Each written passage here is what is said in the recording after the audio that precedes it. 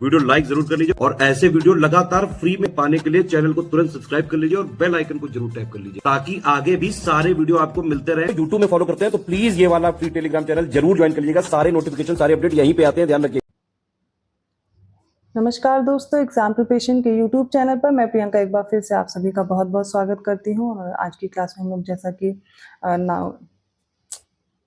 नमस्कार दोस्तों, exam preparation के यूट्यूब चैनल पर मैं प्रियंका एक बार फिर से आप सभी का बहुत बहुत स्वागत करती हूँ। और आज की क्लास में हम लोग जो मॉक टेस्ट पिछला सॉल्व कर रहे हैं उसी को कंटिन्यू करेंगे। डेली रात को 9 बजे आरओ को टारगेट करते हुए हम लोग डेली जीएस के क्वेश्चन सॉल्व करते हैं। तो पूरी क्लास ध्यान से देखिए और इससे पहले भी जो क्लासेस हुई हैं वो प्लेलिस्ट में ऐड कर दी गई हैं, आप उनको भी रिवाइज करते रहिए।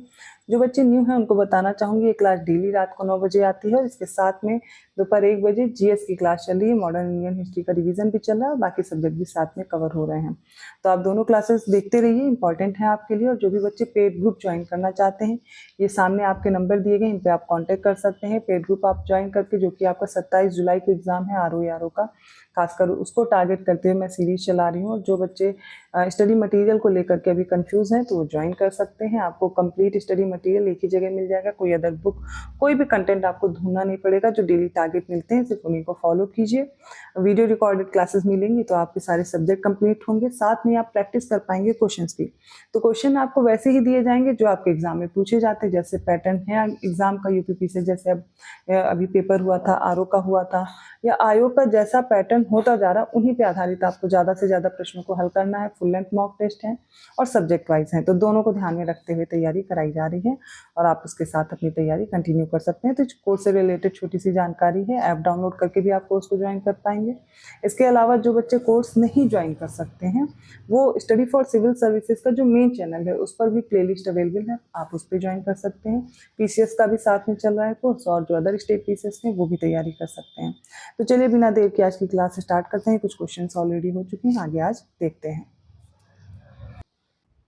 41st क्वेश्चन देखिए क्या कह रहा है। इसमें सही गलत विकल्प का चयन करेंगे। तो पहला ऑप्शन है वर्ष 2024-25 तक पाम ऑयल उत्पादन क्षेत्र को 10 लाख हेक्टेयर तक बढ़ाने और कच्चे पाम ऑयल उत्पादन में 11.20 लाख टन तक बढ़ाने के उद्देश्य से भारत सरकार ने अगस्त 2021 में राष्ट्रीय खाद्य तेल मिशन ऑयल पाम लॉन्च किया है। ठीक है, नेक्स्ट है इस योजना के तहत उत्तर पूर्वी राज्यों में 3.28 लाख हेक्टेयर और शेष भारत में 3.22 लाख हेक्टेयर में ऑयल पाम प्लांटेशन के माध्यम से 6.5 लाख हेक्टेयर में ऑयल पाम वृक्षारोपण किया जाएगा। नेक्स्ट है इस योजना के तहत कवर की गई लागत का अनुपात केंद्र और राज्यों के बीच 16:40 है। ठीक है, राज्यों और केंद्र के बीच, इनमें से कोई भी गलत नहीं है। या तो इसका सही उत्तर हो जाएगा ऑप्शन ए। यहाँ पर जो वर्ष है वो गलत दिया गया है, 2025-26 तक ऐसा टारगेट रखा गया है, 2025-26। ठीक है, बाकी सब करेक्ट दिया गया है। राइट आंसर यहाँ पर ऑप्शन ए है। तो 42nd क्वेश्चन ध्यान से देखिए और बताइए कौन से स्टेटमेंट करेक्ट है। पहला है मधुमक्खी पालन एक कृषि आधारित गतिविधि है जो ग्रामीण क्षेत्रों में एकीकृत कृषि प्रणाली के एक भाग के रूप में कृषकों भूमिहीन मजदूरों द्वारा की जाती है। सेकेंड है नवीनतम कृषि आंकड़ों के अनुसार एकल फसल की श्रेणियों में से भारत में जिस फसल का क्षेत्रफल सबसे अधिक है वो चावल है। थर्ड है भारत का शुद्ध सिंचित क्षेत्र भारत के शुद्ध बोए गए क्षेत्र का 51.35% है। इसका राइट आंसर होगा ऑप्शन डी, सारे स्टेटमेंट करेक्ट हैं। 43rd क्वेश्चन क्या कह रहा है। तो जो न्यू एग्रीकल्चर डेटा है, लेटेस्ट डेटा है, उसमें क्रॉप्स और उनकी जो फर्स्ट रैंक स्टेट है उनके प्रोडक्शन में वो बताना है। काली मिर्च, कॉफी, कपास और कच्चा पाम तेल में। काली मिर्च में जो लीडिंग स्टेट है वो कर्नाटक है। कॉफी में याद रखिए काली मिर्च में कर्नाटक है, कॉफी में भी कर्नाटक है। कपास में गुजरात है और कच्चा पाम तेल में आंध्र प्रदेश है। ठीक है, इसका सही उत्तर देखिए ए का 1 हो जाएगा, बी का 3 है, सी का 2 है, डी का 4, ऑप्शन ए दिया गया है। ठीक है, 44th क्वेश्चन सामने है और इसमें पूछा गया नीचे दिए गए प्रांतों के संबंध में सही विकल्प चुने जो अशोक के शासनकाल के हिस्से हुआ करते थे। प्राची तक्षशिला, उत्तरापथ पाटलिपुत्र, दक्षिणापथ सुवर्णगिरी था, अवंती राष्ट्र उज्जैनी और कलिंग की तोसली। तो प्रांत और राजधानियां हैं, इसमें से बताना है। राइट आंसर देखिए इसमें क्या क्या हो जाएगा। सबसे पहले प्राची, तो ये प्राची प्रांत था और इसकी जो राजधानी वो गलत दी गई थी, वो पाटलिपुत्र हो जाएगी। उत्तरापथ की है तक्षशिला। दक्षिणापथ सही है, सुवर्णगिरी, अवंती राष्ट्र, उज्जैनी, कलिंग, तोसरी। तो ये 5 प्रांत हुआ करते थे, इनकी राजधानी भी देख लीजिए। सही उत्तर यहाँ पर जो हम लोग चुनेंगे वो हो जाएगा ऑप्शन सी, 3, 4 एंड 5। 45वां प्रश्न है, निम्नलिखित कथनों पर विचार करें। पहला है, चंद्रगुप्त द्वितीय की पत्नी अनंत देवी थी और समुद्रगुप्त की पत्नी देवकी थी। चंद्रगुप्त प्रथम की पत्नी कुमार देवी थी और पुरुगुप्त की पत्नी मित्र देवी थी। कौन सा करेक्ट है? इसका राइट आंसर देखिए, चंद्रगुप्त द्वितीय की पत्नी का नाम यहाँ पर गलत दिया गया है, ध्रुव देवी और कुबेर नागा था। समुद्रगुप्त की पत्नी का नाम दत्ता देवी था, ये भी इनकरेक्ट है। चंद्रगुप्त प्रथम की पत्नी का नाम कुमार देवी और पुरुगुप्त की पत्नी का नाम मित्र देवी या चंद्रा देवी था। थर्ड और फोर्थ करेक्ट है, इसलिए ऑप्शन बी चूज करेंगे। 46 क्वेश्चन देखिए ध्यान से। भारतीय समाज और उस समय के सांस्कृतिक लोकाचार पर अपनी गहरी टिप्पणियों के कारण अल-बरूनी को अक्सर प्रथम मानव विज्ञानी के रूप में जाना जाता है। सेकंड है, अल-बरूनी पहला मुसलमान था जिसने संस्कृत सीखी और गीता तथा पुराणों का अध्ययन किया था। थर्ड है, महमूद गजनवी का प्रसिद्ध इतिहासकार था अल-बरूनी। ये 11वीं शताब्दी में भारत आया था और इसने तहकीक हिंद की रचना अरबी भाषा में की थी। कौन से कथन इनमें से करेक्ट होंगे?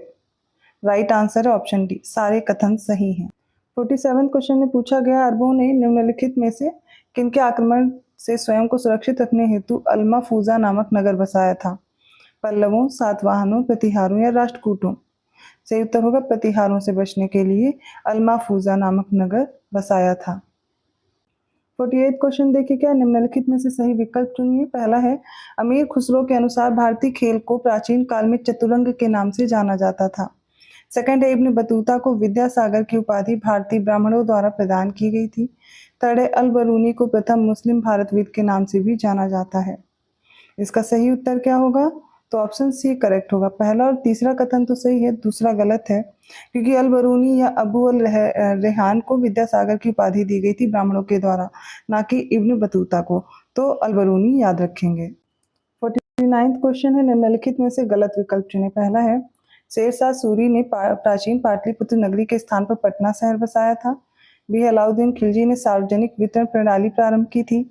सी है, मंगोल आक्रमणकारी चंगेज खान भारत की उत्तर पश्चिम सीमा पर इल्तुतमिश के शासनकाल में आया था। और फोर्थ है, खिलजी वंश के शासक मुबारक शाह ने 1434 एडी में यमुना के किनारे मुबारकाबाद नामक नगर निर्माण कराया था। तो इसमें गलत हो जाएगा ऑप्शन डी ही, क्योंकि मुबारक शाह खिलजी वंश से नहीं था, ये था सैयद वंश से, जिसने यमुना के किनारे बनाया था मुबारकाबाद। ठीक है, बाकी सारे कथन इसमें सही दिए गए हैं। 50वां प्रश्न देखिए, निम्नलिखित घटनाओं को क्रोनोलॉजिकल ऑर्डर में लगाएं। पहला, उत्तर पश्चिमी प्रांत भू राजस्व अधिनियम। सेकंड है, पंजाब भूमि हस्तांतरण अधिनियम। मध्य प्रांत भूमि हस्तांतरण अधिनियम और दक्कन कृषि राहत अधिनियम। इसका सही उत्तर देखिए, उत्तर पश्चिमी प्रांत भू राजस्व अधिनियम 1873 में आया। North western provinces land revenue act. Next है पंजाब लैंड एलाइनेशन एक्ट, ये आया था 1900 में। मध्य प्रांत भूमि हस्तांतरण अधिनियम ये 1916 और दक्कन कृषि राहत अधिनियम 1879। अरेंज कीजिए। इसका राइट आंसर होगा 1, 4, 2, 3, ऑप्शन ए में दिया गया है। 51वां क्वेश्चन देखिए, भारत सरकार अधिनियम 1858 के संबंध में निम्नलिखित कथनों पर विचार करें। पहला स्टेटमेंट है, भारत सचिव तथा भारत परिषद की स्थापना की गई थी इसके तहत। नेक्स्ट है, भारत का जो शासन है वो कंपनी के हाथों में से ब्रिटिश ताज ने ले लिया था और गवर्नर जनरल को वायसराय की उपाधि दी गई और बोर्ड ऑफ डायरेक्टर्स तथा कोर्ट ऑफ डायरेक्टर्स का गठन किया गया। कौन से स्टेटमेंट करेक्ट हैं? तो देखिए, जो 1858 का गवर्नमेंट ऑफ इंडिया एक्ट आया था, भारत परिषद की स्थापना की जाती है, भारत सचिव का पद बनाया जाता है और जो कंपनी का शासन है वो ब्रिटिश ताज के अंदर आ जाता है। फिर इसमें जो गवर्नर जनरल होता है वो क्या बन जाता है? वायसराय बन जाता है। ठीक है, अब देखते हैं बोर्ड ऑफ कंट्रोल और कोर्ट ऑफ डायरेक्टर्स, तो इसके तहत समाप्त किया गया था, ना कि गठन किया गया था, इसलिए यहाँ पर सही उत्तर हो जाएगा ऑप्शन बी, पहला, दूसरा और तीसरा सही है। 52वां क्वेश्चन है, गलत विकल्प का चयन करें। ऑप्शन ए, स्वदेश बांधव समिति की स्थापना 1905 में अश्विनी कुमार दत्त ने बारीसाल जिले में की थी। बारीसाल कहाँ है? तो बांग्लादेश में है। नेक्स्ट है, 1906 में आगा खां के नेतृत्व में 35 मुस्लिम नेताओं का एक प्रतिनिधि मंडल शिमला में लॉर्ड मिंटो से मिला था। थर्ड है, 1932 में तिती गोलमेज सम्मेलन का आयोजन वायसरॉय विलिंगटन के शासनकाल में हुआ था। और डी है ब्रिटिश शासन के अंतर्गत बंगाल में स्वराज पार्टी के नेता और राजनेता बिपिन चंद्र पाल को स्वतंत्रता पूर्व काल में भारत के भावी लेनिन के रूप में जाना जाता था। कौन से स्टेटमेंट इसमें से इनकरेक्ट है? तो राइट आंसर होगा ऑप्शन डी, क्योंकि यहाँ पर क्यों गलत दिया गया है? बिपिन चंद्र पाल नहीं, ये जो लेनिन के रूप में जाने जाते थे वो चित्तरंजन दास थे। ठीक है, बाकी सारे कथन सही हैं। 53rd क्वेश्चन है, निम्नलिखित में से गलत विकल्प का चयन करें। पहला स्टेटमेंट है, वर्ष 1878 में भारतीय सिविल सेवा अधिनियम 1861 के अंतर्गत प्रशासनिक सेवाओं में भर्ती के लिए अधिकतम आयु 19 वर्ष निर्धारित की गई थी। सेकंड है, 1919 के भारत सरकार अधिनियम के अंतर्गत मद्रास, बंबई, बंगाल, संयुक्त प्रांत, बिहार और असम में द्विसदनीय विधानमंडल के लिए प्रावधान किया गया था। थर्ड, अखिल भारतीय महिला सम्मेलन की स्थापना 1927 में मार्गरेट कजिन्स के द्वारा पुणे में की गई थी। इसमें से जो गलत विकल्प है वो ऑप्शन बी है, मतलब पहला और तीसरा बिल्कुल सही किया गया है कि 1878 में भारतीय सिविल सेवा अधिनियम आया था 1861 का, जिसके तहत जो प्रशासनिक सेवा में भर्ती की अधिकतम उम्र है वो 19 वर्ष कर दी गई थी। और 1919 में जो दिया गया है भारत सरकार अधिनियम, इसके तहत मद्रास में, बंगाल में, ठीक है, और संयुक्त प्रांत बिहार और असम में, ना कि बम्बई में, इनमें क्या किया गया था? द्विसदनीय विधानमंडल का प्रावधान था। और अखिल भारतीय महिला सम्मेलन की स्थापना 1927 में मार्गरेट कजिन्स ने की थी पुणे में। और अखिल भारतीय महिला सम्मेलन एक गैर सरकारी संगठन था, महिला और बच्चों के उत्थान के लिए ये समर्पित था। 54th क्वेश्चन ध्यान से देखिए। पहला स्टेटमेंट है, गोपाल हरि देशमुख ने अनाथ बालिकाओं की देखभाल और शिक्षा के उद्देश्य से 1900 ईस्वी में अनाथ बालिका आश्रम की स्थापना की थी। सेकंड है, वर्नाकुलर प्रेस एक्ट 1878 में वायसराय लिटन के शासन काल में लागू किया गया था। थर्ड है, देवेंद्रनाथ टैगोर ने 1839 में कलकत्ता में तत्वबोधिनी सभा की स्थापना की थी। और फोर्थ है, 1888 में श्री नारायण गुरु द्वारा केरल में एक धार्मिक सुधार आंदोलन, इछावा आंदोलन शुरू किया गया था। इसका सही उत्तर देखिए। तो सबसे पहले याद कर लीजिए, अनाथ बालिकाओं की देखभाल के लिए अनाथ बालिका आश्रम 1900 में स्थापित हुआ, लेकिन ये धोंदो केशव कर्वे के द्वारा, गलत हो जाएगा। वर्नाकुलर प्रेस एक्ट 1878 में लिटन के समय पर आया, ठीक है, और 1839 में तत्वबोधिनी सभा की स्थापना देवेंद्रनाथ टैगोर ने की। 1888 में श्री नारायण गुरु द्वारा केरल में इछावा आंदोलन शुरू किया गया था, इछावा जातियों द्वारा। सही उत्तर हो जाएगा ऑप्शन बी। 55th क्वेश्चन है, all India trade union Congress के संबंध में निम्नलिखित में से कौन से कथन सही हैं?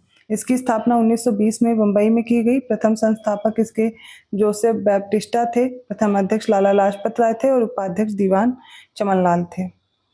पहला दूसरा कथन सही है, तीसरा चौथा गलत है, क्योंकि इसके प्रथम जो संस्थापक थे, एक मिनट आपसे इसमें पूछा गया कौन से कथन सही है, ठीक है।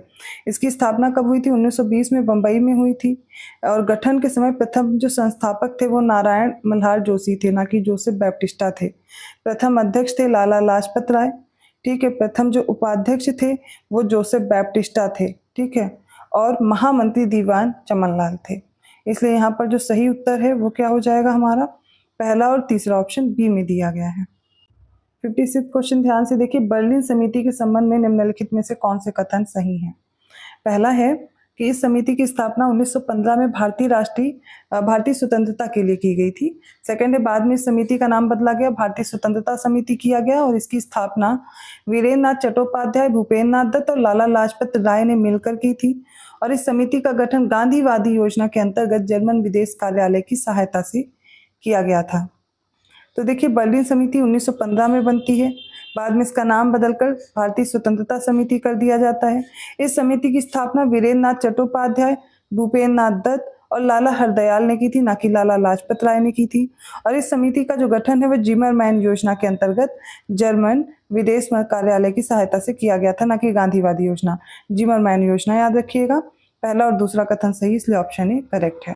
57 क्वेश्चन है, गलत विकल्प का चयन करें। ऑप्शन ए है, poverty and un British rule in India, ये दादा भाई नौरोजी ने 1901 में प्रकाशित की थी।